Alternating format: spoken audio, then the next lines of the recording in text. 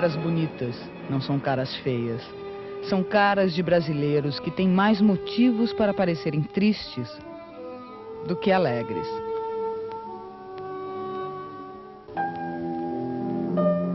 Aqui, na capital do Amazonas, eles vivem cercados pela floresta que vai sendo destruída e pela miséria que não para de crescer.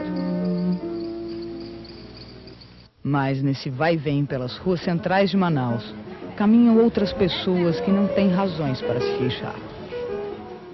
São os turistas. Eles vieram de longe só para fazer compras.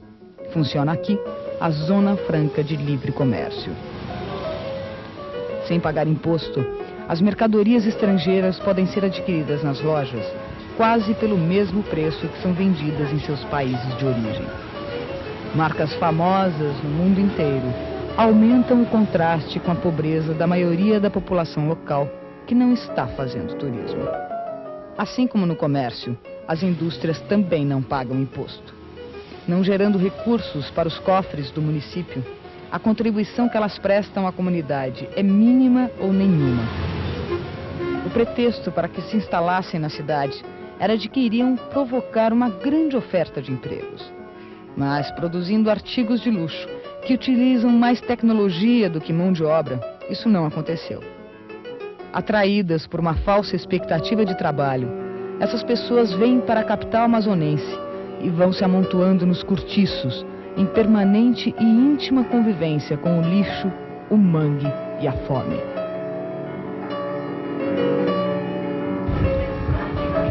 Ou então, se refugiam na periferia, dentro dos cinturões de miséria que cercam a cidade.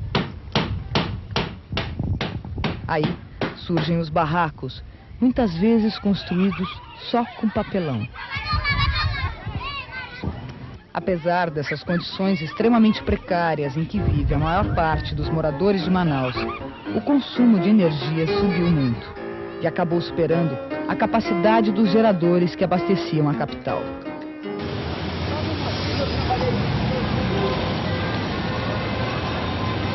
Isso ocorreu, na verdade, porque as fábricas precisam de eletricidade em volume cada vez maior.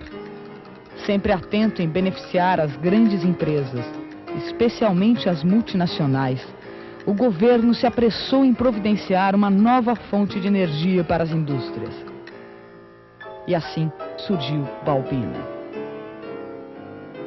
Construída a menos de 200 quilômetros de Manaus em linha reta, essa hidrelétrica logo se tornaria no maior escândalo ecológico acima do paralelo 13.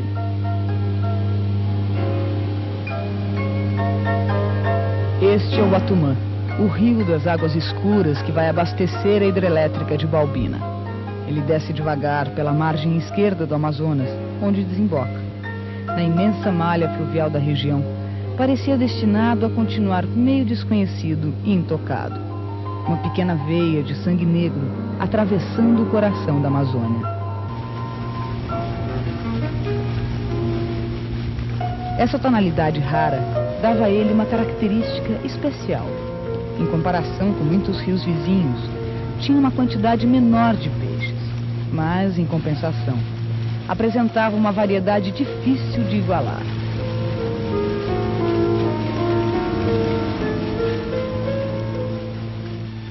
Insensível à riqueza natural do país, o governo brasileiro não se importou em destruir o Atumã. Com a construção de Balbina, suas águas escuras ficaram cobertas de espuma tóxica. Os peixes apareciam mortos boiando na superfície.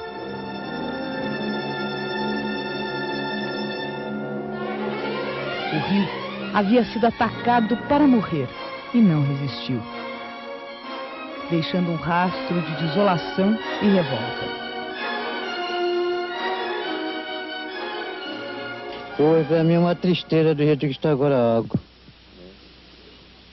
52 anos que eu moro dentro do rio, nunca tinha visto isso. E agora está uma dificuldade perigosa aqui. Já pensou sair 6 horas da manhã para chegando agora com 5 piranhas? Que se continuar assim daqui até o fim do ano é capaz de morrer gente de fome aqui. Até cachorro bebeu água ontem e morreu um aí na beirada.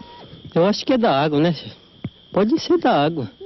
Que aqui nunca aconteceu isso, chefe. Isso era um lago farto aqui. Esse nosso lago, um lago conhecido como Maracarana, que era farto, viu? E agora, senhor, tá de um jeito que... nada mesmo. Aí, mas ninguém sabia se vinha essa água assim pra matar os peixes, matar as plantas, tudinho. Se ia acontecer isso, ninguém sabia não, porque eles disseram que a barragem ia ser coisa, mas aí não ia prejudicar ninguém não. Lá pra baixo o rapaz veio dizer assim, Dona Rosa, a senhora acredita em uma coisa? Eu disse, de quê? As espumas pegam fogo. Eu disse, acredite se quiser, né? Essas espumas pegar fogo assim na água. Não, Dona Rosa, pega mesmo. Aí o rapaz veio dizer, lá na barragem também estava pegando fogo. O rio Atumã está morto. Morreu todo, a água poluiu. O companheiro está passando fome. Não tem nada mesmo, nem açúcar, nem café, nada para se alimentar. É triste a situação depois que a hidrelétrica abriu a comporta, né? Tá difícil mesmo, porque a gente não sabe como vai se sair dessa, né? Sabe que se vai lutar para ver se sai de uma situação difícil como essa, mas a esperança é a última que morre, né? Mas como é que o governo brasileiro conseguiu matar o Atumã? Com essa barragem, Balbina.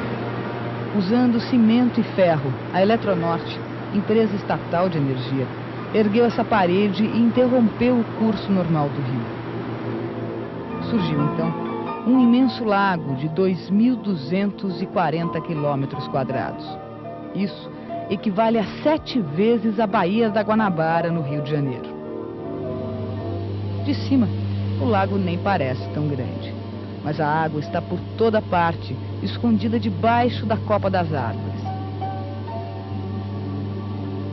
São mais de 500.000 hectares de terra, antes coberta de mata fechada, com seus bichos, suas plantas, suas flores.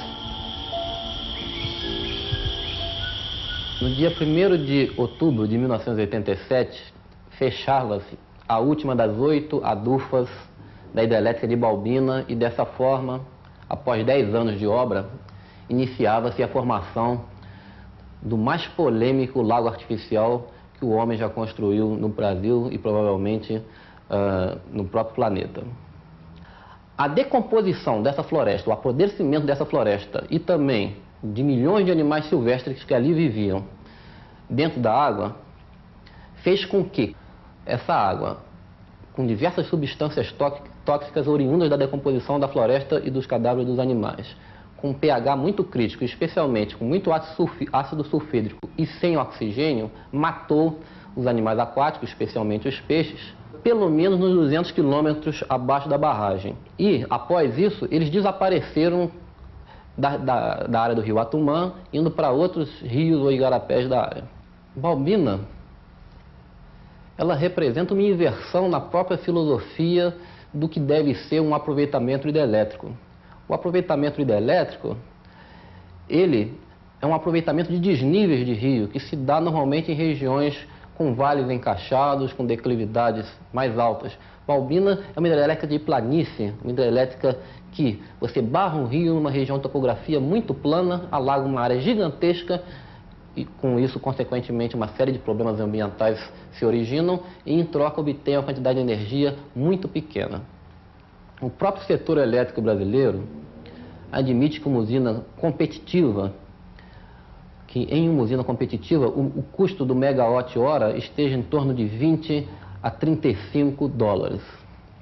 Para termoelétricas a óleo ou a termoelétrica nuclear, o preço do megawatt-hora admitido pela Eletrobras é na faixa de 50 dólares o megawatt-hora. Balbina está fornecendo energia para a cidade de Manaus ao custo recorde absoluto de 108 dólares o megawatt-hora. A construção de Balbina em plena floresta amazônica não se limitou à barragem e à usina. Foi preciso construir também uma verdadeira cidade, capaz de abrigar os operários e os técnicos que trabalharam na obra. Hoje, ela é ocupada pelo pessoal encarregado apenas da manutenção. Tudo isso, e mais os constantes atrasos no projeto, foram encarecendo o empreendimento. No final, ele acabou custando perto de US$1 bilhão. Com previsão para começar a funcionar em 82, a hidrelétrica só conseguiu instalar a 5ª e última turbina no final de 88.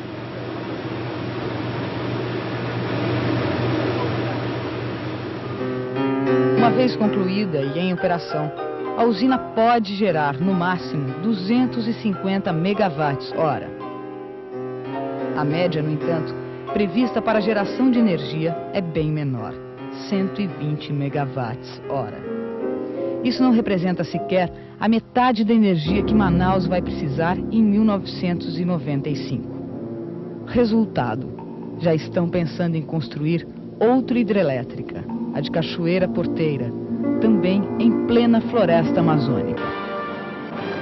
Mais uma Balbina. A Eletronorte, responsável pela obra, procura se defender como pode. O custo total da obra de Balbina está estimado em $750 milhões. Considerando uma potência instalada de 250 mil quilowatts, isso dá um custo de $3 mil o quilowatt instalado. É um custo relativamente caro, se comparado a outras usinas. Cabe analisar o porquê desse custo. A logística para a implantação dessa obra é muito mais complicada. Você está trabalhando no meio de uma floresta em que 90% dos materiais e equipamentos são oriundos da região sul desse país. Por outro lado, você tem que levar em consideração que Manaus depende única e exclusivamente de petróleo para a geração de energia elétrica. Ao você considerar a projeção de 3 máquinas trabalhando direto, você, em cerca de 1 ano, economiza próximo de $80 milhões. Ou seja, praticamente em 10 anos você tem condição de pagar essa obra. Ou seja, você começa a ter retorno do investimento feito. E, por outro lado, você se livrou da dependência de petróleo para abastecer Manaus de energia. Na tentativa de recuperar alguma coisa do estrago feito na natureza pela barragem do Atumã, a Eletronorte montou um laboratório na própria usina para analisar a qualidade da água. E desenvolve um projeto que pretende reconstruir o habitat das tartarugas que tinham nas praias do rio o seu local de desova. Esse rio Atumã, eu vim para cá porque ele é um dos rios onde a Podocnemis expansa, a tartaruga da Amazônia, ainda consegue sobreviver. Talvez devido ao fato do leito do rio ser muito rochoso, isso dificulta a captura dos animais na época da postura, onde eles são mais vulneráveis. Antes mesmo da barragem estar concluída, os animais já não conseguiam ultrapassar o espaço entre as adufas devido à turbulência das águas. Nós fizemos uma tentativa, que deu resultado, que foi da construção de uma praia artificial e esses animais que estavam ali desovaram. Na época em que foi fechada a barragem, nós coletamos esses animais na bacia de dissipação, no trecho em que ficou seco, e estamos mantendo aqui em cativeiro até que fiquem prontos os tanques que estão sendo construídos para elas. Esses tanques aqui são para peixe-boi, para filhotes de peixe-boi. Por mais que a Eletronorte tente resgatar alguns exemplares da fauna e da flora levadas água abaixo, a vida nunca mais será a mesma no Atumã.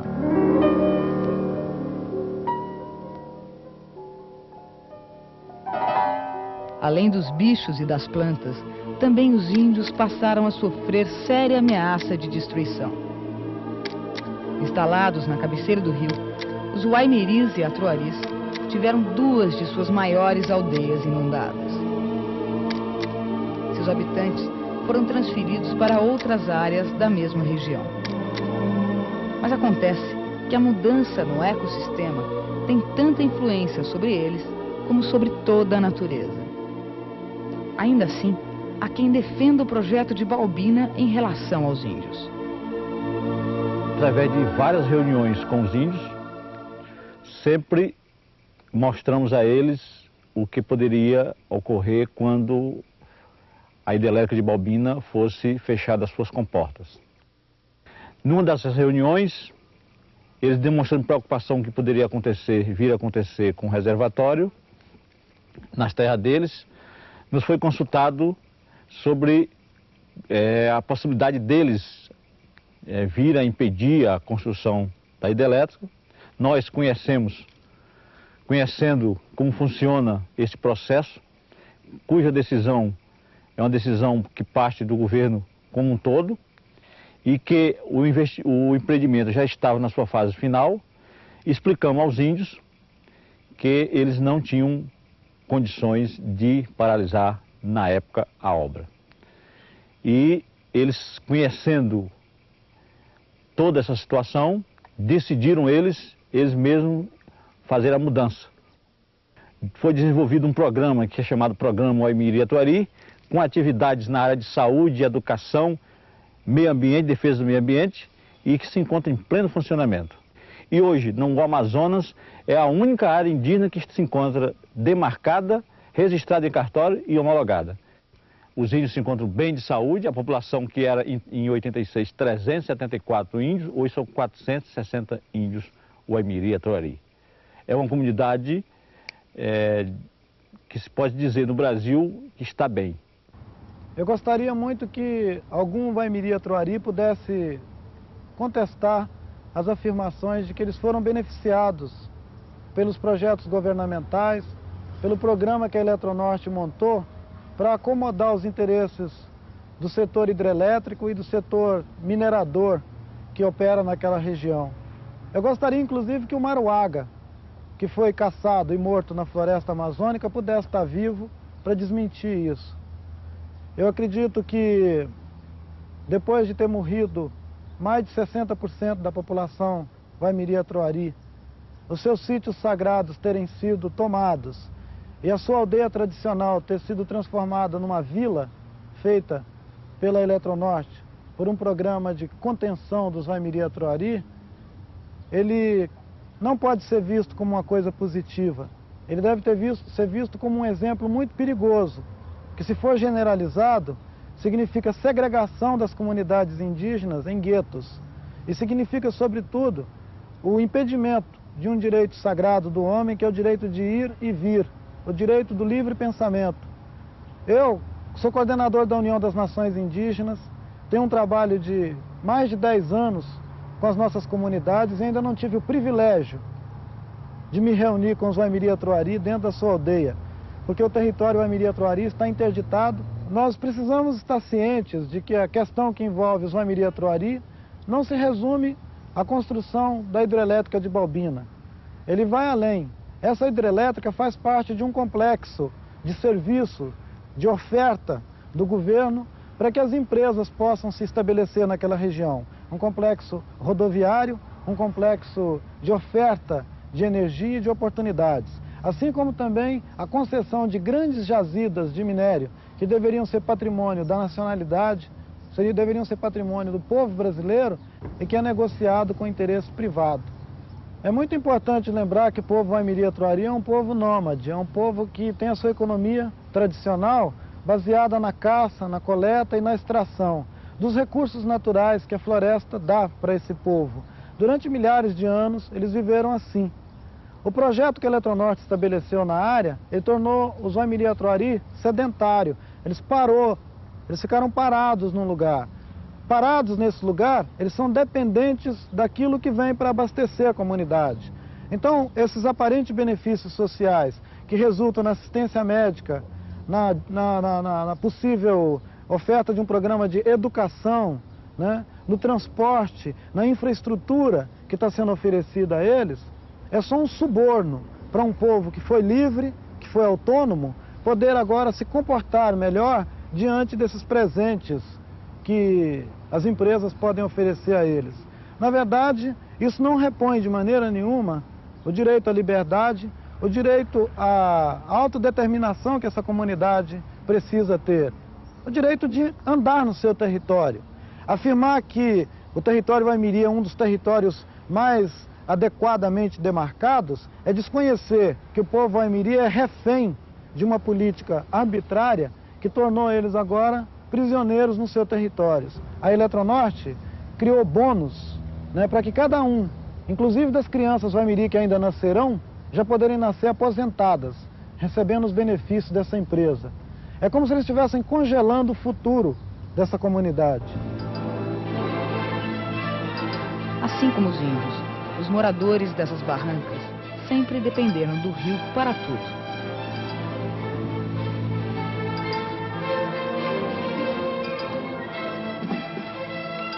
Daí, eles tiravam a água para beber. Aí, eles tomavam banho e lavavam a roupa. E daí, tiravam principalmente a sua própria sobrevivência. A água aqui era limpinha mesmo. Chovia, mas a água era limpa, né? Limpa mesmo. Podia beber água aí, que não... Há muita febre, desarranjo, coceira, ferida pela boca, tudo está dando. E uma coceirazinha, olha aí.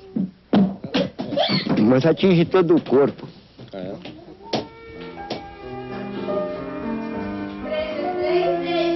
Nem todos, porém, estão insatisfeitos com a vida que levam. Eu gosto muito daqui. Aqui é uma comunidade muito bem agradável, né? As pessoas são todas bem unidas. E eu me sinto bem aqui. É que para nós aqui está muito bom, senhor. Está ótimo, então mudou problemas de saúde, escola, supermercados, hospital. Então aqui para nossa comunidade isso foi muito bom, viu? Enquanto alguns moradores mais próximos da usina se rendem à influência da Eletronorte, outros continuam reclamando da falta de condições mínimas de sobrevivência. Sem peixes para comer ou para trocar por outras mercadorias, a fome ainda ronda o Atumã. Eu sou pai de 4 filhos, sabe? Inclusive meus filhos estão com 2 dias sem saber o que é comer comida. Só negócio de um mingauzinho, um cafezinho. E isso não alimenta. As crianças enfraquecem. Até a gente enfraquece também aqui. O que a vida da gente é a comida, né? Se a gente não comer, a gente morre de fome. Os peixes que estão nos lagos estão doidos. Tem gente aí pra cima que pega os peixes que estão doidos, diz que eles comem, dizem que não, aqueles que eles disseram para eles que aqueles que não estão ainda mortos, prestam ainda para comer. Aqui nesse rio eu me dei bem quando eu cheguei, mas agora estou me achando muito mal aqui. Achando mal porque eu acho difícil de arrumar uma comida para trazer para o meu pessoal comer. Quem percorre agora o Atumã não vê as espumas que cobriam o rio quando a barragem entrou em funcionamento. Elas foram embora na correnteza. As águas voltaram a descer pelo vale com a calma de sempre, mas não são as mesmas. Escuras elas continuam. Só não se sabe com precisão por quanto tempo vão continuar mortas.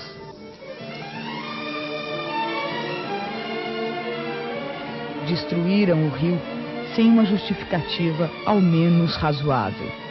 A energia gerada por Balbina é a mais cara do mundo. Não é suficiente sequer para abastecer Manaus. E esclerosou para sempre uma pequena veia do coração da Amazônia. Uma veia da qual dependiam para viver muitos bichos, plantas e seres humanos.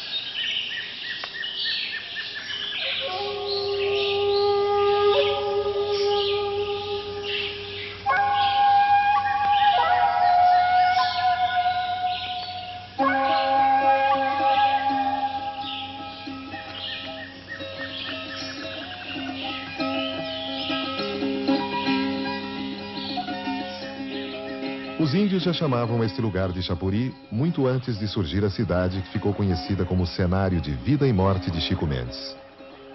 Na língua dos índios, Chapuri quer dizer encontro de águas. Rios que parecem perder vida durante a seca, mas que renascem com as primeiras chuvas. Hoje, a pequena cidade ribeirinha está com 5.000 habitantes, na maioria filhos de imigrantes que chegaram no início do século. Eles vieram de estados nordestinos, fugindo da fome, atraídos pelo ciclo de riqueza da borracha. Chapuri cresceu tendo como ponto de referência um encontro de rios. O julgamento do crime contra Chico Mendes amplia o sentido desse encontro. 12 de dezembro de 1990, dia do julgamento. Do jeito que podem, centenas de companheiros do líder assassinado chegam às portas de Chapuri, que vai ser centro das atenções, e tenta ficar mais bonita. Existe um sentimento comum. O crime não pode ficar impune. Não só pela importância de Chico Mendes, mas também porque o momento é raro. Nos últimos 25 anos, ocorreram no Brasil 1.782 assassinatos de lideranças e trabalhadores rurais. Contam-se nos dedos as punições. Raimundo da Silva Maia caminha com a família há mais de 10 horas. Ele sabe que seu destino e o futuro da Amazônia também estarão em jogo no julgamento. O importante é porque nós queremos as nossas seringais, a nossa floresta, em paz para nós sobreviver. Que nós somos pais de famílias e nós queremos a nossa terrinha para nós, como diz, trabalhar, criar nossos filhos e futuramente netos. Eu sou avô, já tenho 5 netos já, né? Então, a maioria dos fazendeiros estava aí explorando a floresta e deixando nós com isso, à toa aí, né? E nós não queremos isso, não. Nós queremos, como diz, a nossa floresta, para nós trabalhar e sobreviver. Para os seringueiros, não se trata apenas de julgar os acusados pela morte de Chico Mendes. Todo um processo de violência contra a floresta e seus habitantes também tem lugar no banco dos réus. Essa violência cresceu no início dos anos 70, depois que o regime militar decidiu que a Amazônia precisava de donos e de um novo modelo de exploração baseado no grande capital. Para ter direito a financiamento barato, bastava comprovar a implantação de melhoramentos na terra adquirida. E a derrubada da mata para a formação de pastagem era considerada um melhoramento. O resultado foram as queimadas e a expulsão dos antigos moradores. Muitos fazendeiros nem se deram ao trabalho de colocar gado no pasto. Apenas ficaram esperando a valorização da terra que viria com a abertura de estradas.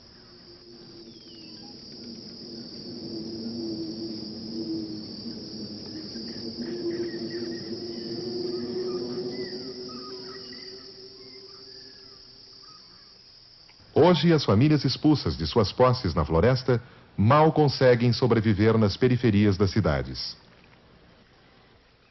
Pelo menos 60.000 famílias deixaram o país e entraram ilegalmente na Bolívia. Continuam seringueiros, mas enfrentam a dura vida dos clandestinos.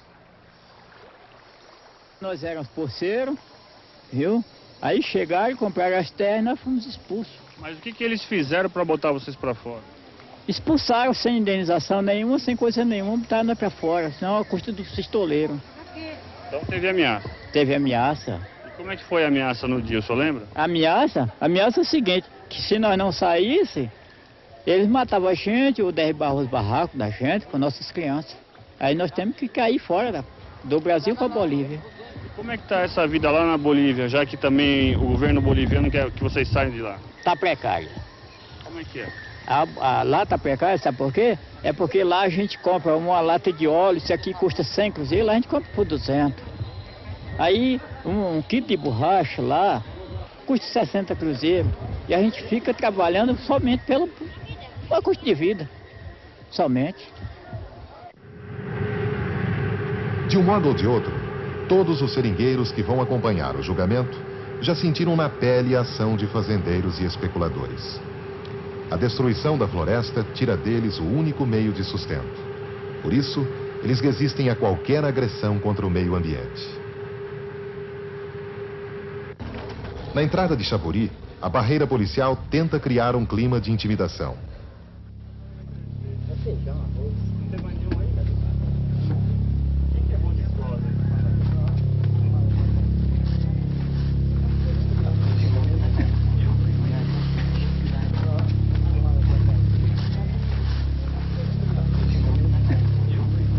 Os policiais procuram por armas inutilmente.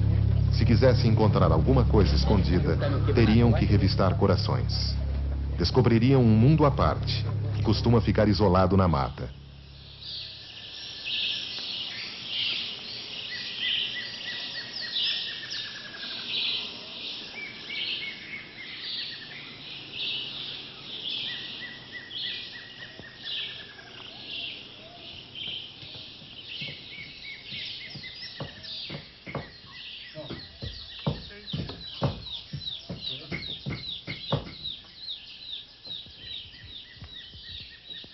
A minha filha mais velha foi mãe de 14 filhos.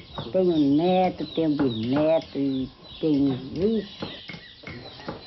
Porque a vida do seringal sempre não... Os rapazes, os jovens não têm divertimento assim, né? Tem que se virar mesmo. O divertimento deles é jogar uma bola, é um forró. Por ali eles já arrumam uma namorada, eles querem saber, eu já vou me casar. Não vê esse meu filho mais novo? Tem 22 anos, já é pai de filho. E fazer filho é divertimento aqui? Eu acho que para eles é.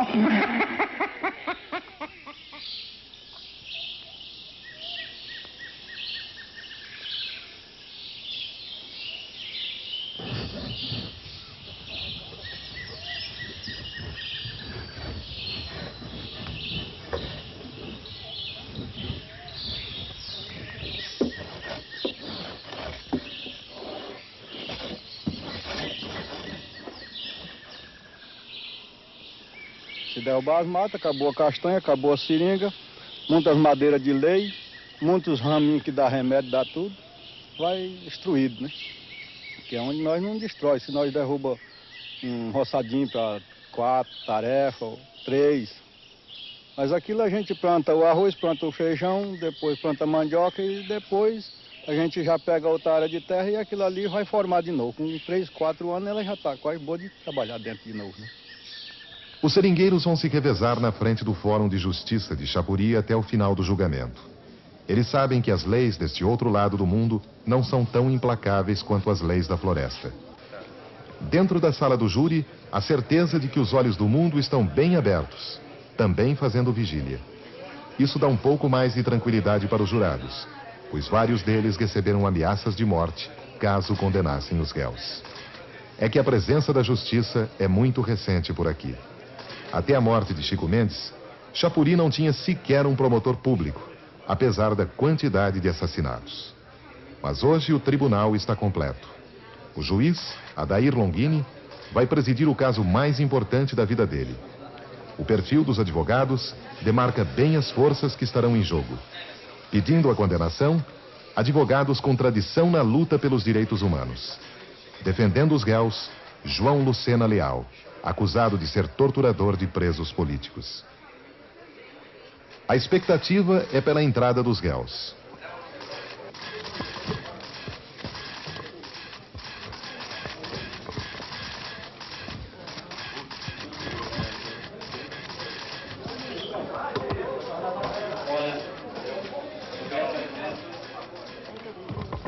Darli Alves da Silva e seu filho Darcy pertencem a uma família de fazendeiros que veio do sul do Brasil em busca de terras baratas. Em pouco tempo, eles ampliaram seus domínios, expulsando os antigos moradores. Os Alves da Silva são temidos na região. Eles seriam responsáveis por pelo menos 7 assassinatos no Acre. O senhor trabalhou com o seu Darli? Trabalhei. Aonde foi? Fazenda Paraná. E o que o senhor acha dessa fama de matador que o Darli tem? É verdade ou é mentira? Não, eu acredito que é verdade, né? Por quê? Porque por causa das mortes que a gente via, né? Para mim é uma tristeza. Aonde meu filho saiu para ir para uma festa e chegou em casa pelas mãos dos outros, né?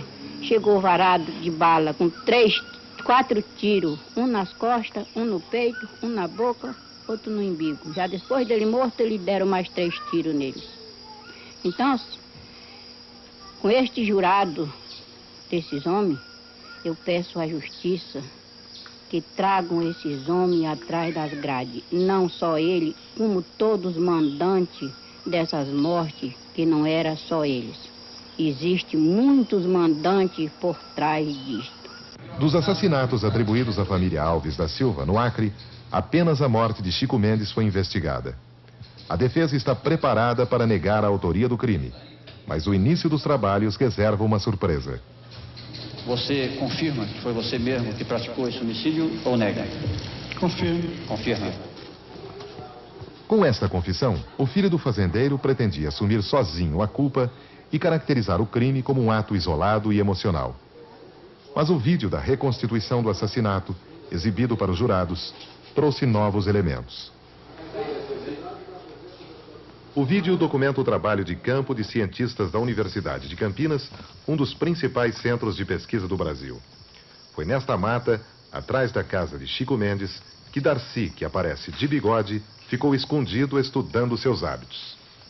Foram encontrados garrafões de água, foram encontrados sacos com farinha, além de vários tocos de cigarro. E isto demonstra a presença de pessoas durante muito tempo. Até conservas, alimentos em conserva, né? Isso demonstra, ou pelo menos deixou bem claro para nós, a presença de pessoas durante muito tempo naquele local.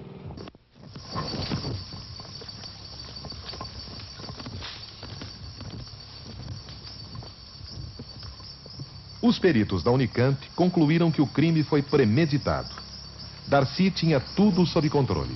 Sabia que sua vítima costumava tomar banho no início da noite no banheiro fora de casa.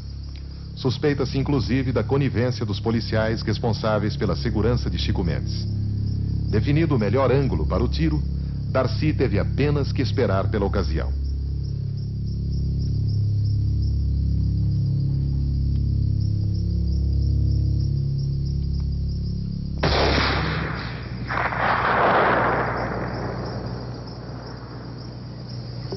Dois anos depois desse tiro mortal, foi inaugurada uma placa de concreto no lugar onde Chico Mendes tombou. Mais uma forma de manter viva sua memória. Foi pela floresta, foi pela vida que o Chico deu a sua própria vida, pela vida de milhares de trabalhadores, milhares de seringueiros, milhares de companheiros, que o Chico deu a sua própria vida. Isso, para mim, eu sinto de que a luta do Chico continua, que os ideais do Chico continuam.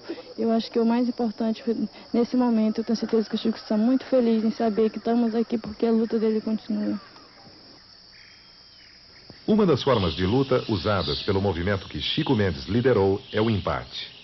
Empatar na Amazônia significa atrapalhar, impedir.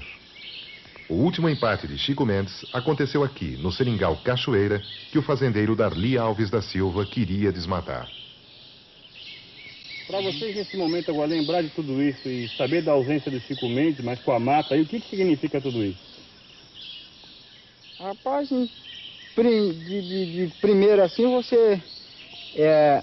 na hora que lembra, quer dizer, sente uma grande tristeza pelo fato de ter desaparecido um companheiro que doou sua vida para salvar essa floresta, né? E que, consequentemente, salvar a vida do seringueiro que vive disso, né? Quer dizer, e depois, quer dizer, nasce na gente uma sede de lutar mais, né? Quer dizer, cada coisa que é feita, vamos dizer, para atrapalhar, vamos dizer, mata um seringueiro, quer dizer, aí se descobre, né, a necessidade de cada dia você lutar mais contra essa violência, essa injustiça, né? E o Antônio? Isso aí. Olha, eu acho também que é muito triste, pelo menos que ele era meu primo, né? Era uma pessoa muito pacífica, lutava sem arma, sem nada, lutando para defender a floresta, né? Aliás, nessa briga que ele teve aqui, não foi nada, mas conseguimos livrar esse lado daqui, que eles iam derribar também. Está aí a floresta em pé. Estou pensando esse ano, porque já vi falar que vai desmatar. E aí vocês voltam aqui? A gente vai tentar empatar, ninguém sabe como é que vai ser esse ano.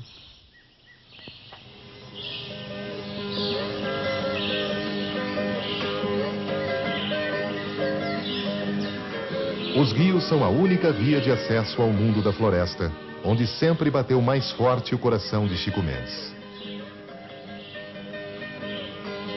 Depois de sua morte, o movimento que ele liderava conseguiu as primeiras conquistas importantes.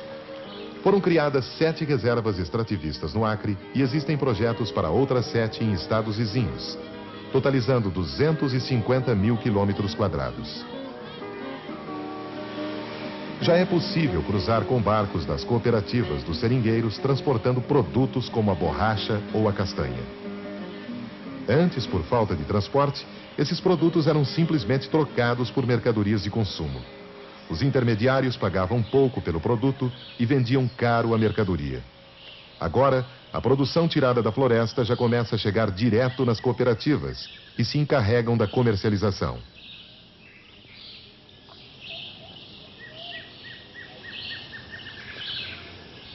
As cooperativas estão servindo também para consolidar a aproximação entre índios e seringueiros, que formam a base do que se passou a chamar Aliança dos Povos da Floresta. Depois de uma longa história de choques, eles descobriram que tinham um desafio comum. Antes tinha muita briga de índio aqui com branco? Tinha, acontecia muitas brigas, mas que briga assim, por dizer que havia porque matava, tinha morte, né? Mas que mais era escondido. Briga de índio assim, escondido, matavam um. E hoje, como é que tá hoje? Hoje já tá bom, pra nós tá bom. Nós estamos achando que tá bom, né? Porque nós já temos uma terra para morar agora, uma área muito, até grande, e estamos vivendo por aqui. Quer dizer que nós estamos achando melhor do que antigamente, né? Trabalhar com o patrão. E agora, vocês se dão com os brancos? Se dão, é o cara que são até amigos. Nós somos, tanto faz, ser os brancos como os índios, sabe?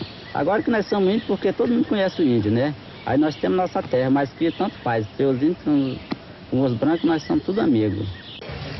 Com o dinheiro da venda dos produtos extraídos da floresta, mais financiamentos obtidos junto a organismos internacionais, surgem os primeiros armazéns. Embora ainda funcione no sistema de troca, o armazém da cooperativa conseguiu estabelecer uma relação mais justa entre o valor do produto e o custo das mercadorias, simplesmente porque não visa lucro.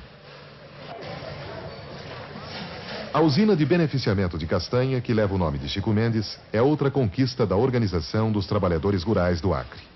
E para que ela pudesse existir, cada associado doou o produto de uma semana de trabalho.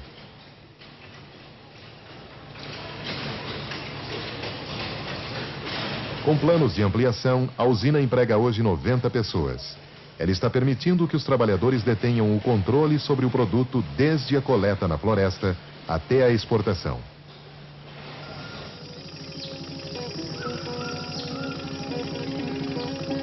As cooperativas só começaram a funcionar de verdade depois da criação das primeiras reservas extrativistas. São áreas de proteção que garantem a presença dos seringueiros na mata e representam o passo inicial de um modelo de desenvolvimento baseado na exploração do potencial da floresta sem destruição de recursos naturais.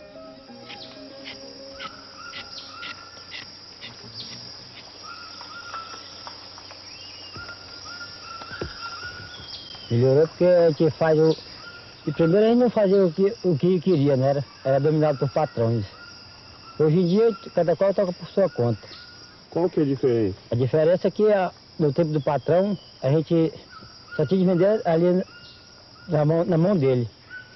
Todo produto que a gente fizesse, a gente tinha de vender para ele. E hoje a gente vende para quem quer. Vende para a cooperativa, se não quiser vender para a cooperativa, vende para outras pessoas. Vai caçar o preço melhor do produto, da borracha, da castanha.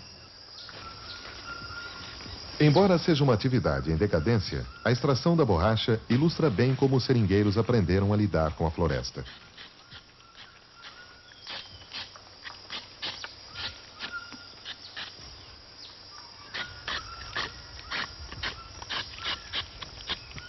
Ao longo dos anos, eles riscam os troncos com cuidado para coletar a seiva que depois se transforma em borracha.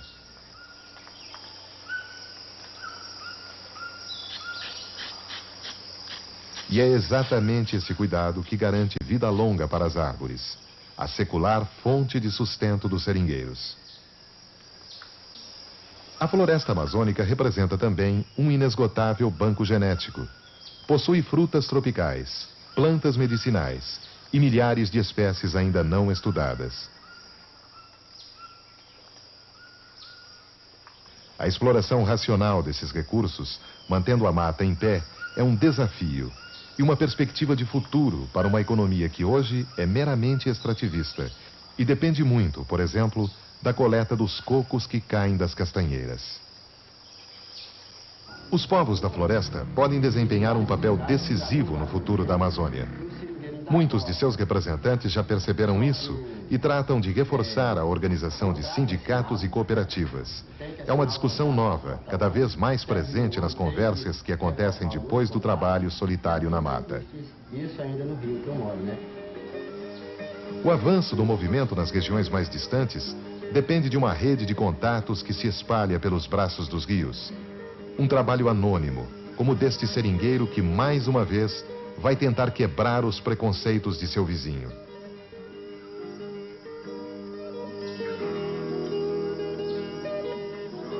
Os preconceitos são quase sempre os mesmos, alimentados por fazendeiros e políticos que sentem seus interesses ameaçados pela organização dos povos da floresta.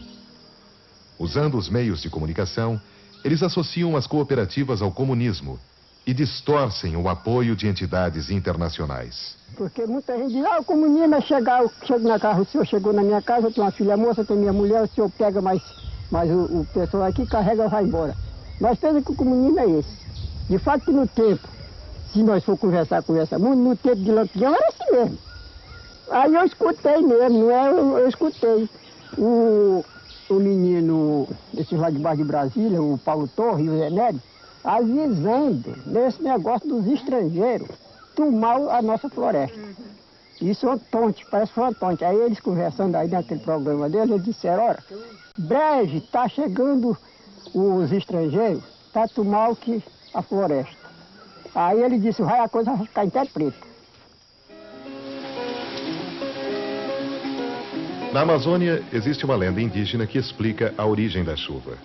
De acordo com a lenda, o céu é sustentado por colunas de árvores, onde moram os espíritos dos heróis antigos. Quando chove, é porque algum herói está triste. E como são 6 meses de chuva por ano, pode-se concluir que os espíritos da lenda têm muitas razões para chorar. No mundo real, a tristeza dos heróis da Amazônia tem um nome: injustiça. Grandes quantidades de terra nas mãos de poucos latifundiários. Uma situação de privilégio mantida à base de violência e morte. Contra este horizonte nebuloso se levantam vozes importantes, como a Igreja, uma aliada dos povos da floresta. A igreja eu acho que vai continuar sendo aquela irmã da luta de todo esse povo pela justiça. A igreja deve continuar trabalhando na educação para os valores, na solidariedade da luta dos trabalhadores, como inspiração também, procurando que o evangelho seja inspiração dessa luta dos trabalhadores. E creio que também procurando caminhos para proteger a vida, porque não podemos esperar que mude a situação fundiária, por exemplo, para diminuir a violência, mas procurar caminhos a curto e meio prazo. As lideranças dos trabalhadores também estão preocupadas em manter-se vivas. Sabem que depois da morte de Chico Mendes, houve outros 130 assassinatos de companheiros seus em toda a área rural brasileira. No Acre, o foco maior de tensão está no Sindicato de Brasileia, uma cidade vizinha de Chapuri. Aqui, há 10 anos, foi assassinado o antecessor de Chico Mendes, Wilson Pinheiro. E agora, as novas lideranças também estão marcadas para morrer.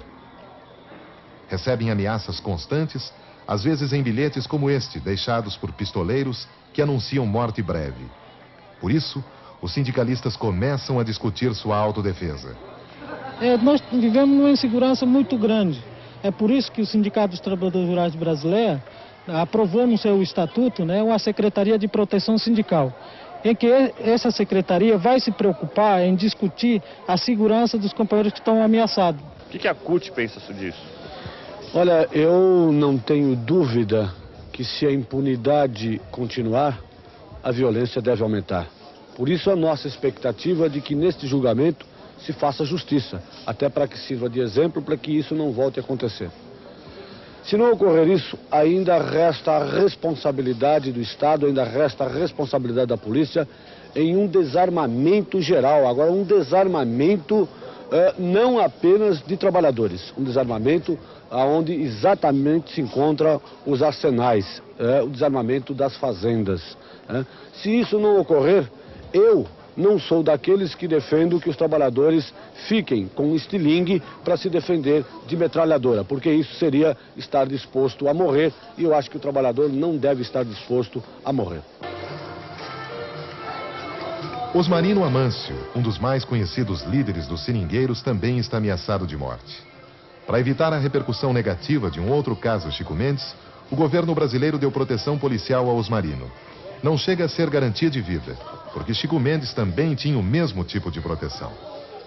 Outras lideranças, porém, estão completamente expostas, tanto que as mortes não pararam nem durante o período do julgamento. José Hélio da Silva, líder sindical, foi assassinado depois de ganhar ações trabalhistas contra usineiros de Palmares, Pernambuco. Na frente do Fórum de Chapuri, os seringueiros faziam um ato de protesto contra mais esta morte. O sindicalista morto em Pernambuco havia recebido bilhetes de ameaça, dizendo que Chico Mendes estava dormindo agora porque antes falava demais. Dentro do fórum, Darli, o fazendeiro acusado de tramar a morte de Chico Mendes, tenta provar inocência, mas as evidências demonstram o contrário. Chico Mendes impediu a derrubada de uma grande área de floresta que Darli queria anexar à sua propriedade para aumentar a criação de gado. Daí nasceu o ódio. Entre as pessoas que acompanhavam o julgamento de perto, havia temor pela possível absolvição do fazendeiro. Significaria que a justiça não consegue alcançar mandantes de crimes. Mas faltava ainda um depoimento crucial. Genésio Barbosa vivia na fazenda de Darli. Ele foi testemunha de reuniões secretas do patrão com membros da UDR, a organização que defende os interesses dos fazendeiros na região. Como é que eram essas reuniões aí? Era tipo uma reunião de família dentro de casa. Quantas dessas reuniões aconteceram antes da morte do Chico Mendes? São as 3. Quantas? 3. E o que eles falavam nessas reuniões? Planejava sobre como era que ia matar ele. O que você lembra de ter ouvido dessas reuniões? Dali perguntou ao João Branco o que ele achava dele matar o Chico Mendes. João Branco respondeu que fosse que nem os outros crimes que ele fizesse, não ouvia nada, ele podia matar tranquilo e contar com o apoio dele. João Branco era o presidente local da UDR. Ele nega qualquer envolvimento e não está sendo processado. Como é que foi feita a morte do Chico Mendes? Quando é que foi que eles saíram e como é que eles voltaram? Saíram às 6 horas da tarde e voltaram às 10 horas da noite. E quem foi que foi fazer essa tocaia? Daci, o mineirinho Serginho. E quando eles voltaram, como é que foi? Como é que eles deram a notícia pro Darli? Chegaram em casa, Darli perguntou como era que tinha ido e ele respondeu que o homem estava morto. Quem é que respondeu? Daci. E quem foi que perguntou? Darli. E aí o que o Darli disse quando soube disso? Aí o Darli falou que a vaca estava presa e que ia matar amanhã mesmo. Como assim, matar uma vaca? Uma vaca para fazer o churrasco comemorar a morte de Chico Mendes. Por coincidência, o final do julgamento em Chapuri aconteceu no dia do aniversário de Chico Mendes. Ele estaria completando 46 anos de vida. Quando morreu com 44 anos, era praticamente desconhecido da maioria dos brasileiros, que não recebe informações sobre o trabalho dos sindicalistas, nem dos crimes cometidos contra eles. Na cidade do opressor, hoje, silêncio e pranto são os cantos de Chapuri e Brasileia. Eu vim para que todos tenham vida, que todos tenham vida plenamente.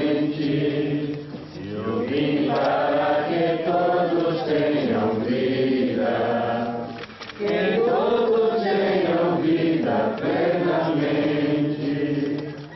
Chico Mendes.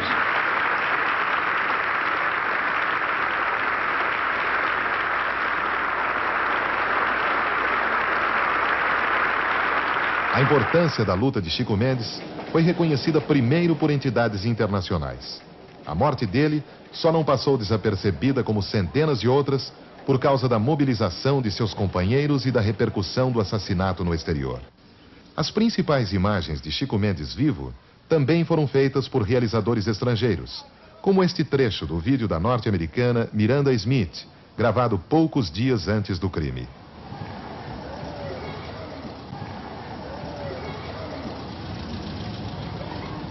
Hoje eu sou obrigado a ter segurança ao meu lado, porque eu estou sendo seguido por pistoleiros, estou ameaçado pelos pistoleiros. Inclusive, segundo as notícias que estão me chegando de onde para cá, é que eles garantem que nos próximos dias eles darão conta de mim. Mas eu tenho um compromisso moral comigo, que essa luta eu não posso largar. Mesmo que tenha que algum dia receber balas assassinas, mas nós temos um compromisso de levar para frente.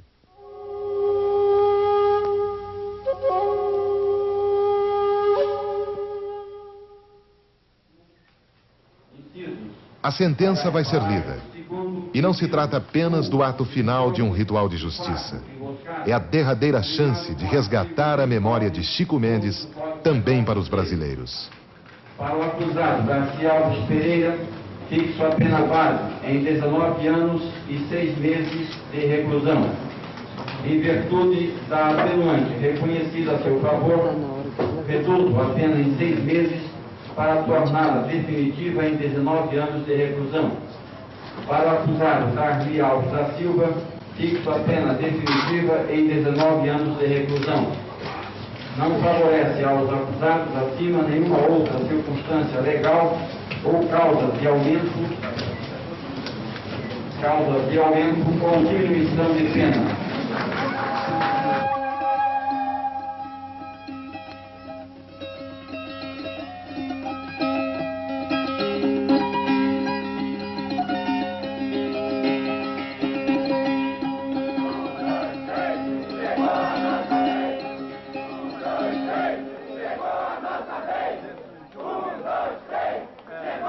Estamos lamentando ainda a perda do companheiro Chico, que ainda está vivo para nós ainda, nas ideias, na perspectiva de luta, na coragem, na organização. Mas vamos comemorar porque a gente já chorou muito, a gente chorou demais, a gente foi massacrado, a gente foi perseguido, a gente continua sendo perseguido. Mas eu acredito que a força do movimento, a contribuição das entidades ambientalistas, do movimento sindical no Brasil, a contribuição de personalidades que se empenharam, da imprensa, a comunidade internacional, contribuiu como a comunidade nacional que queria ver justiça nesse assassinato. Agora vamos atrás de justiça para o assassinato dos outros companheiros. E vamos conseguir, partindo para criar as reservas extrativistas, melhorar a condição social dos povos da floresta, a condição econômica.